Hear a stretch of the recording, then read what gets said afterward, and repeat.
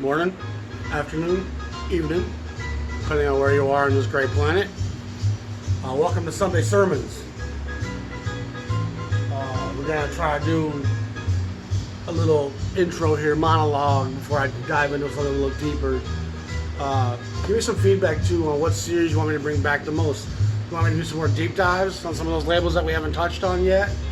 I don't think a lot of you are going to watch that, but I still want to do it myself. So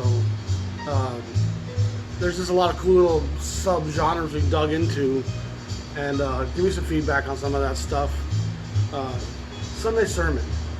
And what I want to talk about today is have a house guest this weekend. One of my wife's high school friends, her kids, my kids have been friends for since they were kids. It's 10, 12 years. And so they came to see us this weekend for the American holiday. I first of all want to say to everyone who's ever been impressed by that flag, happy 4th of July.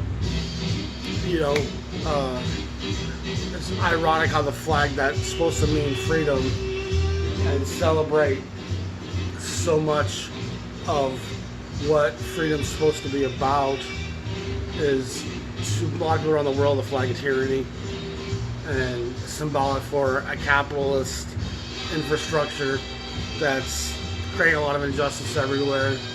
And it's even oppressing the very people who celebrate that flag nowadays.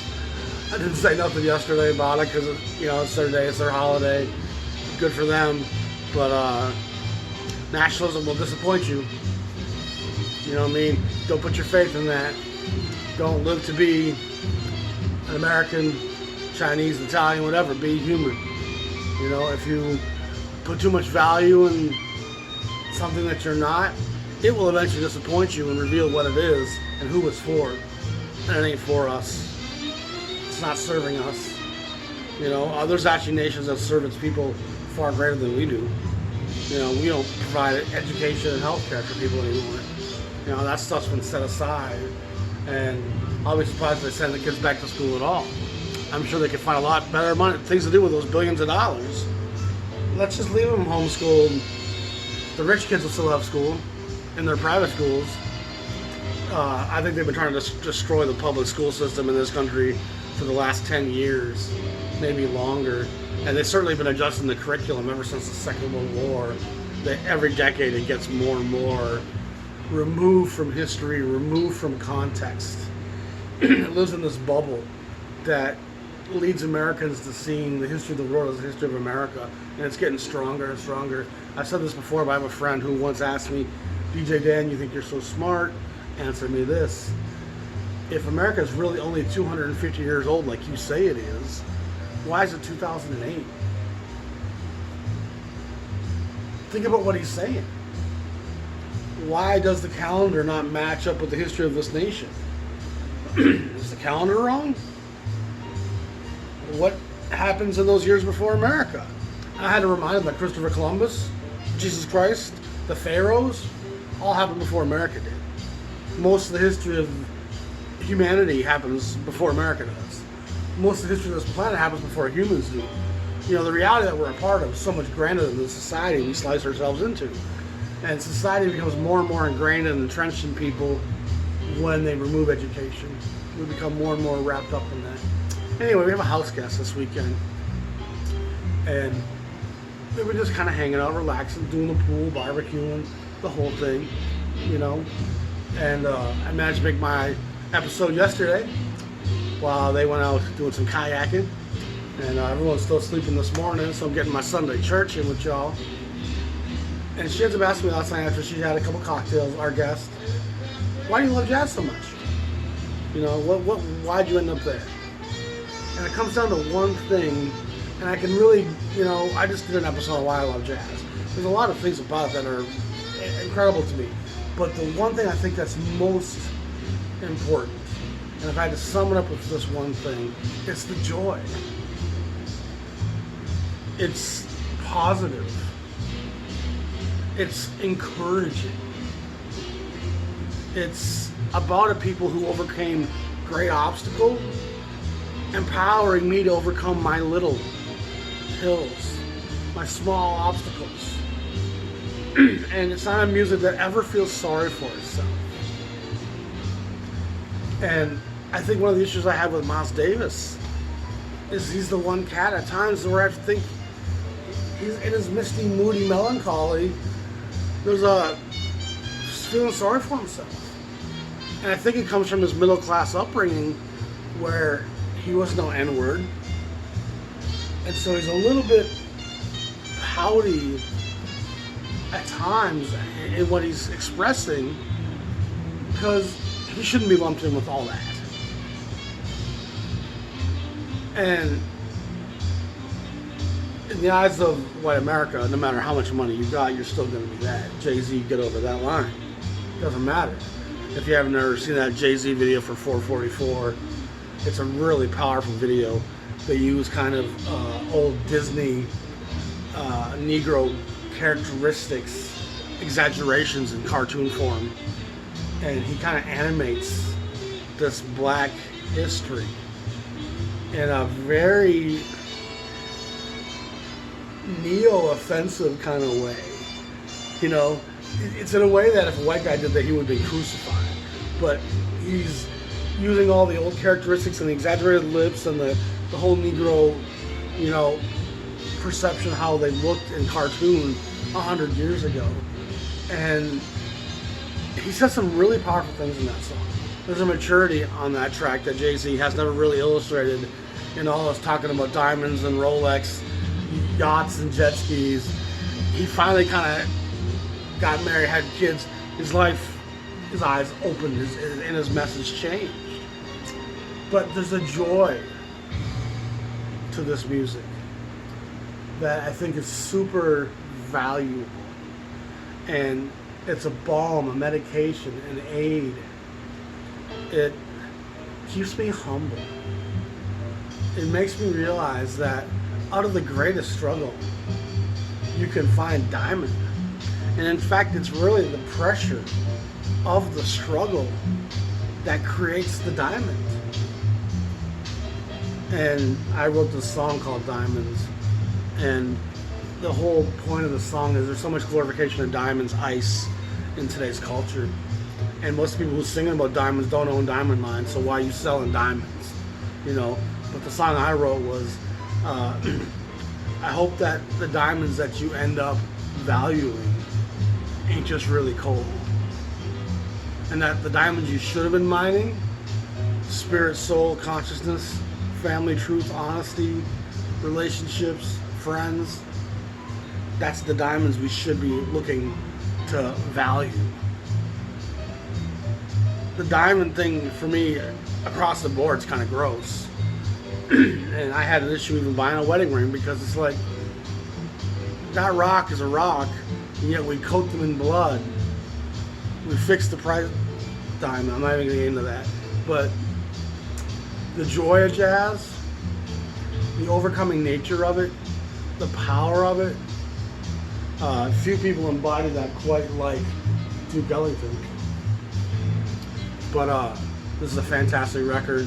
My friend Jean-Michel told me something about this record, about how there was no charts for it, and he drafted, he told me who it was, and if I remember, he said that he wasn't even credited for doing it. Now you have to tell me, Jean-Michel, who did the arrangements for this. I'm drawing a blank, but it's fantastic though. It absolutely cooks.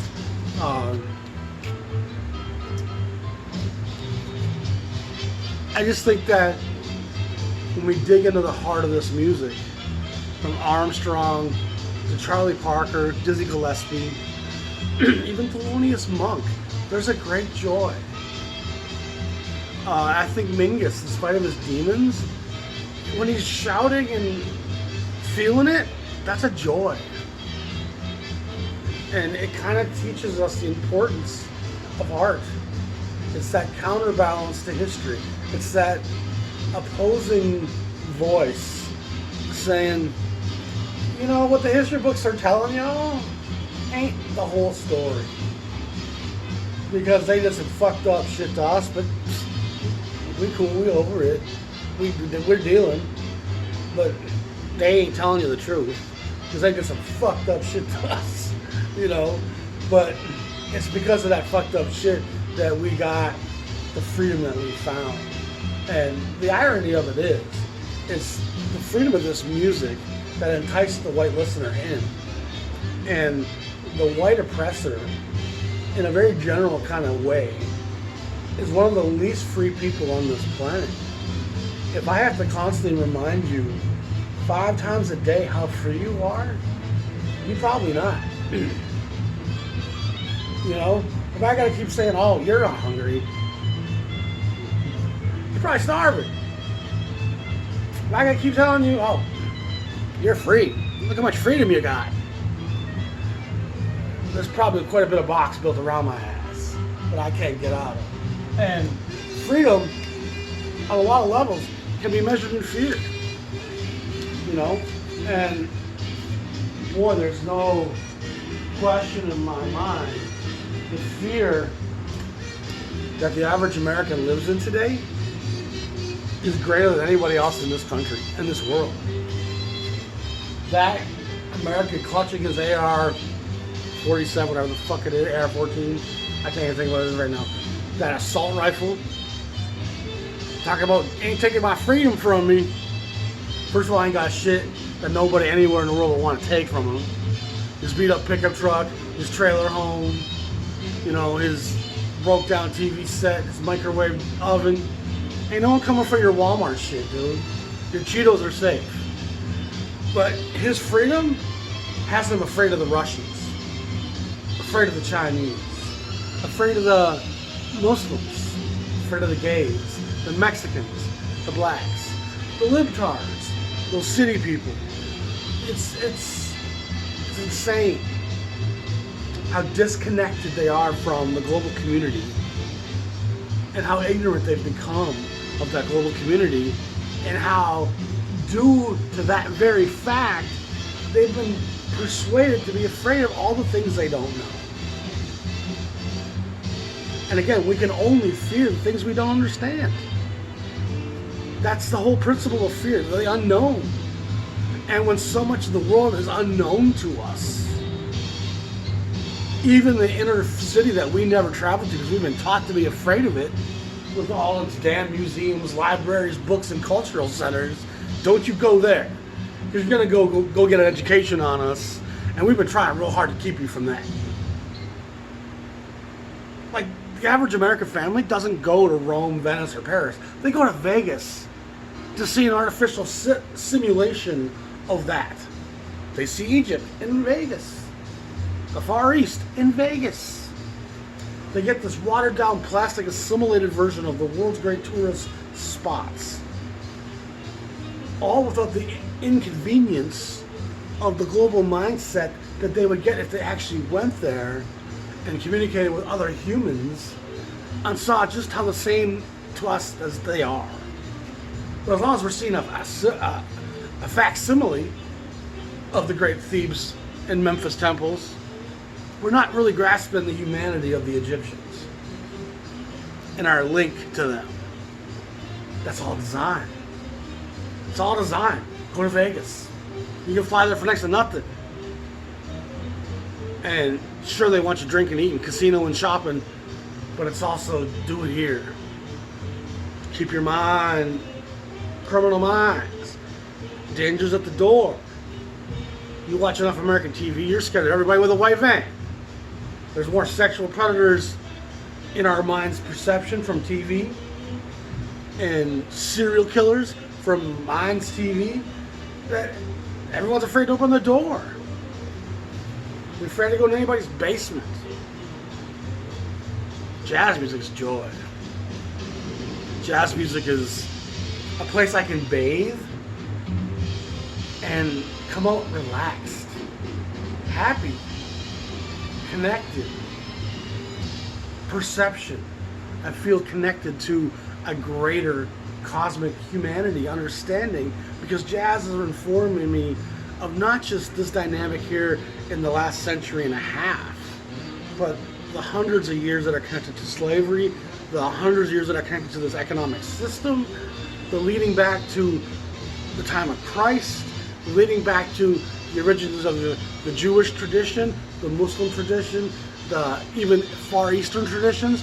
It's all interwoven. Before you know it, I'm painting caves with the Aborigines 40,000 years ago. Jazz can travel you to all those places and connect it to such a great history that the fear of ignorance and the small containment of our freedom will never let us ever touch. Moving on, I want to talk about a Sunday serenade.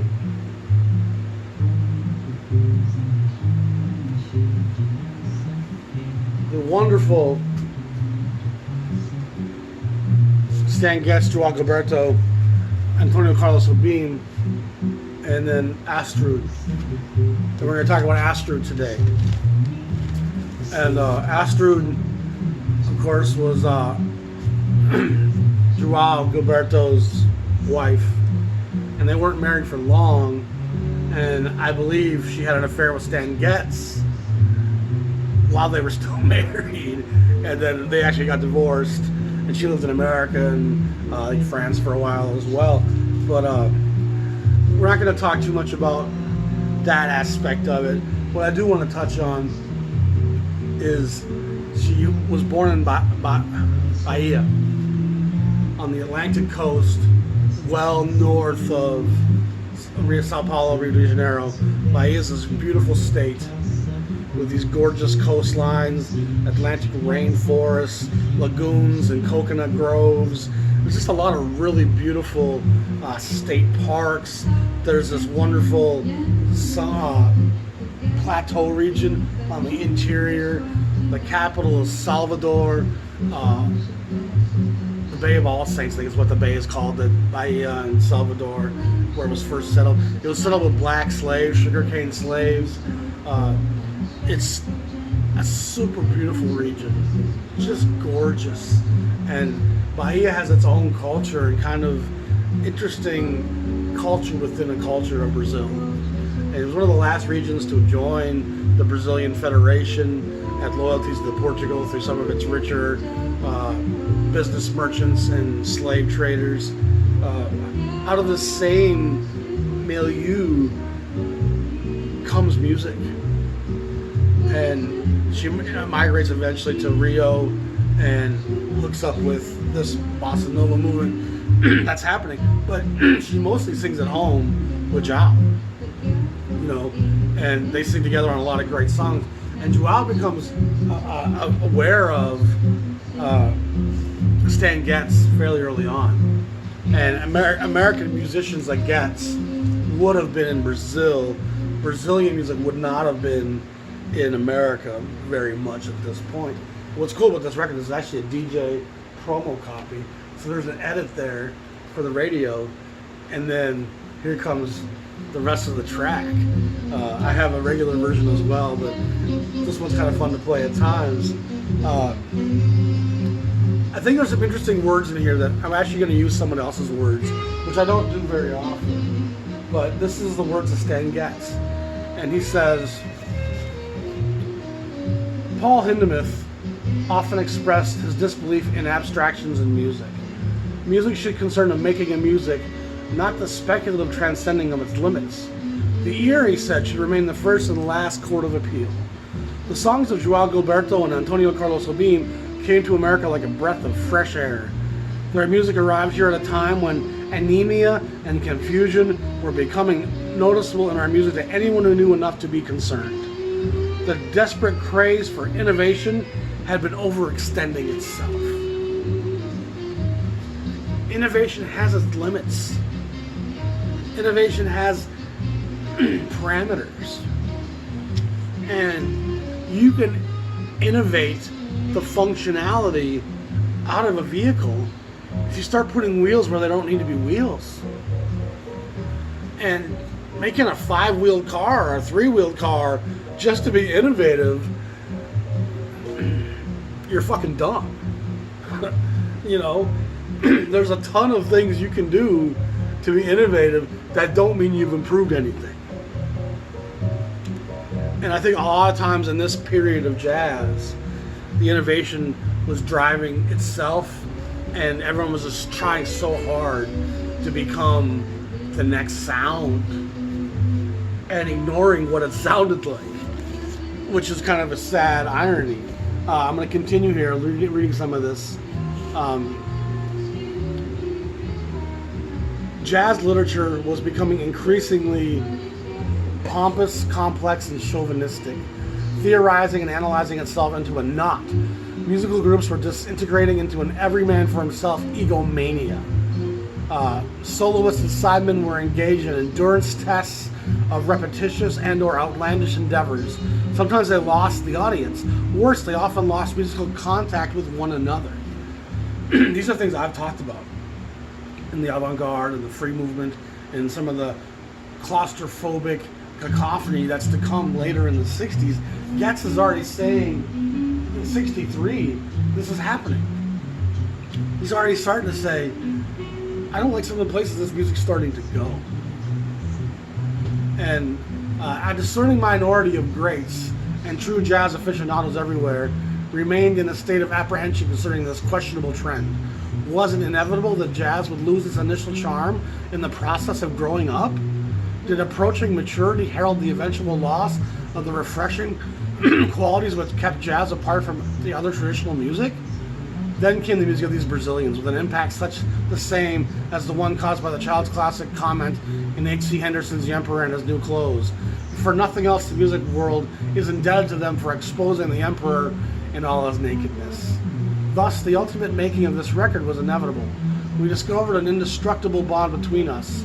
Sebastião and Milton, as well as João and Ton, understood a little more English than I did Portuguese, but it didn't matter. We had the music, the excitement of playing together, and the feeling of mutual respect for one another. Unpretentiousness, spontaneity, and the poetry of honest emotion belong back in jazz. And don't let the gentleness fool you. These guys know how to swing harder than most, and they do it without pushing. Had this record never been released, the making of it would have been gratification enough. This is Stan Getz talking. A leader in the bebop scene. A guy who had a lot of successful records and a great track record. A guy who was on par with the Parkers and Gillespies in terms of popularity, and a giant in this music. And when he heard the Brazilian thing, and João has some words in here as well, Peace is a Beautiful Feeling. He talks about how Getz had an unconscionable ability to hear the Brazilian samba in his improvising, and how it was so natural, and he couldn't wait for his friends back in Brazil to hear what this American had added to the music. You know, so there was a simpatico that's wonderful here. And of course, for Creed Taylor, this was a gold mine. You know, the record sold really well and introduced the world to Astrud Gilberto. And she only sings on a couple tracks. And she really had only sung with João at home on American standards and Portuguese folk songs. And I guess her dad was a German. Her mom was from Bahia. They lived in Bahia when she was young. This record is beautiful. It's number 8545 in the Verve catalog, 1963. And again, Astrud had never sang professionally before she does this. And in some ways, she's not a great singer in the traditional sense, you know, but she has an innocence, gentleness, and honesty that the music craves. It just needs.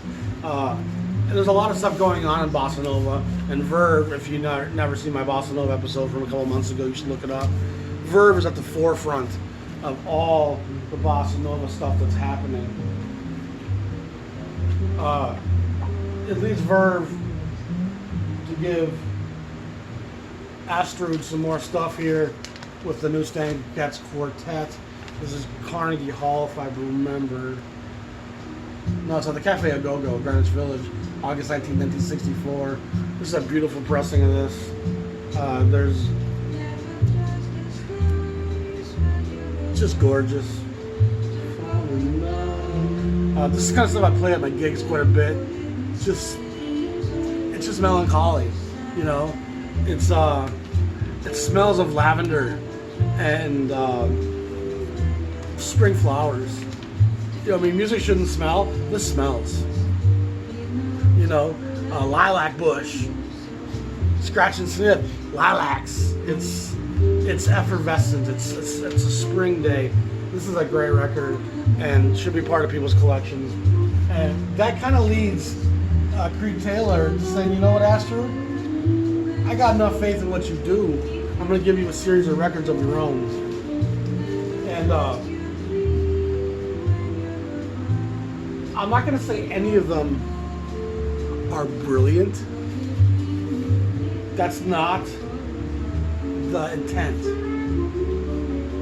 The intent here isn't innovation. The intent here isn't reinventing the wheel.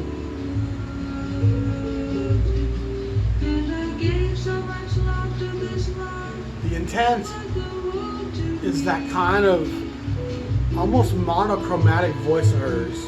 It's kind of flat without vibrato. And she just kind of sings like Antonio Carlos Jobim plays piano. Jobim will be like, do, dee, dee, dee, dee, dee, dee, dee, dee, playing single-noted, one-note samba, little piano lines, almost like a kid wrote it.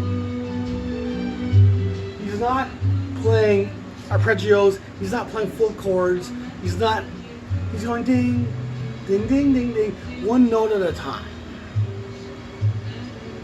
And her voice kind of mimics that, where it's dee, dee, dee, dee, dee, dee, dee, dee, dee, dee, dee. It stays very minimal. It doesn't bend and curve up to other notes and down. It's dee, dee, dee, dee, dee. It kind of makes those little frog leaps from one tone to the next, always kind of gently. And Creed Taylor starts really kind of using her quite a lot here. This is 86-08, and in the next 200 records they release, he probably has 6-7 records. Marty Peisch does some of the arrangements on this. This is 1965, recorded in Hollywood. Rudy Van Gelder mastered it, but engineered by David Hassinger. I don't think Van Gelder spent a whole lot of time on the West Coast. I could be wrong. I certainly don't know all Van Gelder's movements. But these records, they are what you think they are, but that's the honesty of it. It's not going to be the screeching, squonking darkness of innovation. It's going to be the light, joyful expression of what jazz always was trying to say to us. Let's use the vehicle of melody, rhythm, and our consciousness, and let's dance. Let's dance lightly around this fire, because the gods are watching us. So let's be careful who we curse, and let's bless everybody. See what I'm saying? And so I love the global connectedness that this Brazilian music grafted into jazz effortlessly.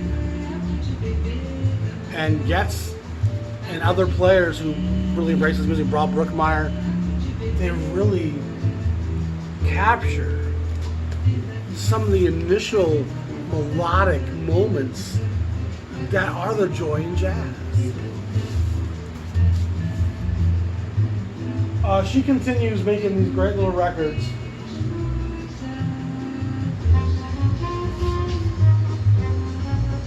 Some records have a slightly more pop ensemble direction than others. This is The Shadow of Your Smile, 86-29, probably 1966, maybe late 65.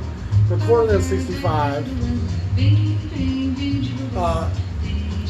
Drug Donato Klaus Ogerman and Don Sebeski are all doing various arrangements on this. Again, it's the wispy dreams of a young Portuguese gal. And her range is somewhat limited. But Billie Holiday told us that range doesn't define a singer, you know? And again, she's just capturing the daytime fantasies and idlings of a young girl's mind. And I think we all kind of long that girl who can build a sandcastle and play with the boys but still be so girly. And she's just a real joy.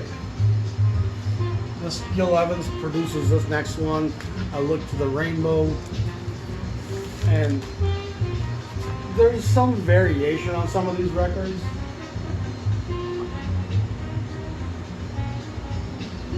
But at the end of the day, what you're going to get is going to be somewhat dictated by this gal's voice. And whether you're Gil Evans, Klaus Ogerman, Don Sebeski, if you make your arrangements too big, too bold, too bright, too spicy, you're gonna drown this little girl. And an arranger's job is to be sensitive to his musicians. And I think Gil Evans is fantastic here. This is 65. So it's post Miles Davis, Gil Evans collaborations for the most part. Al Cohn also helped arrange and probably plays on this some. And I'm a big Al Cohn fan. We just talked about him not that long ago. But so this is kind of the theme of her career. And she ends up singing in a lot of different languages. And she makes records back home in Brazil. Her career goes on for quite a long stretch.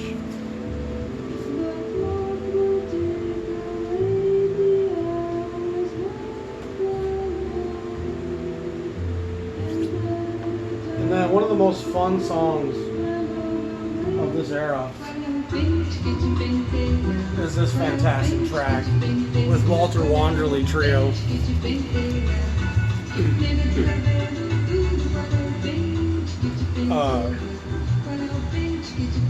It's just a fantastic little ditty. Bobby Rosengarten, Claudio Sloan, Jose Marino, Walter Wanderley, and Astrud Gilberto.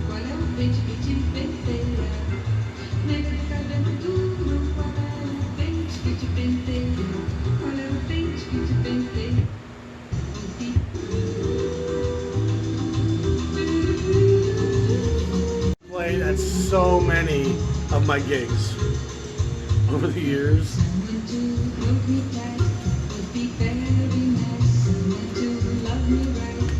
It's about as hot as Bahia in here right now, to be honest. And I got a trivia question. Is Bahia north or south of the equator? And if I had to guess right now, I'm going to say Ecuador, Amazon, it's got to be south of the equator. 10, 15 degrees? That's my guess. I'm going to have to check afterwards. That's the kind of shit I ask myself when I'm in bed at night. What's further north, this or that? What's further east? And sometimes the shapes of the continents will really throw you for a loop.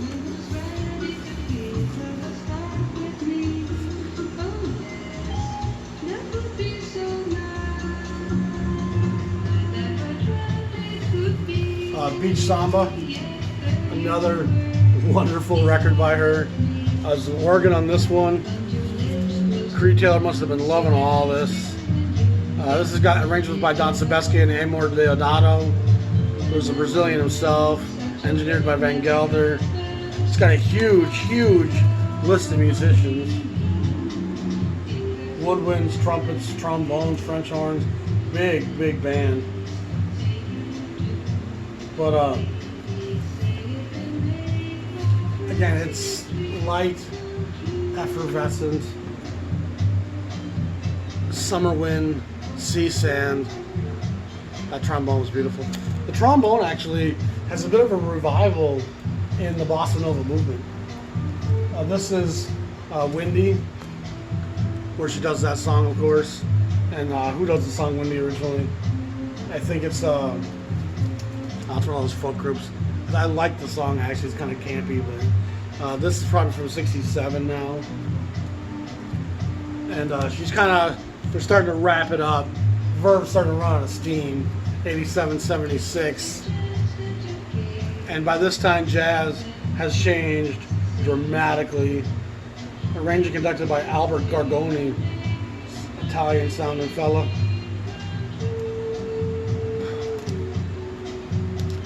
And this one's called Haven't Got Anything Better to Do, I believe, yeah. Which is kind of a strange title. And then she makes this record with Stanley Turrentine on CTI that is actually a lot of fun.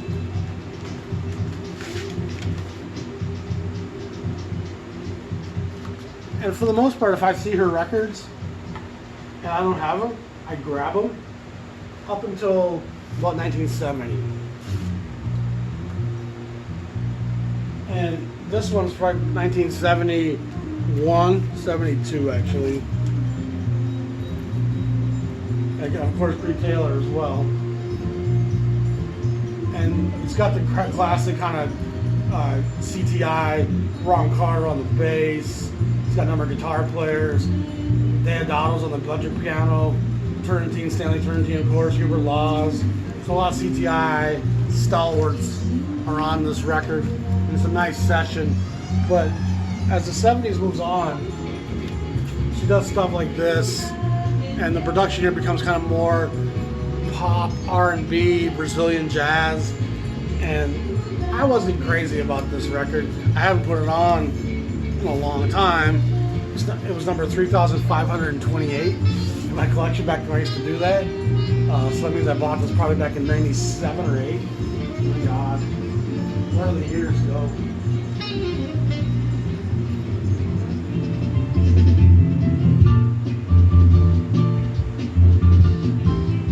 So it's definitely a different sound for it here.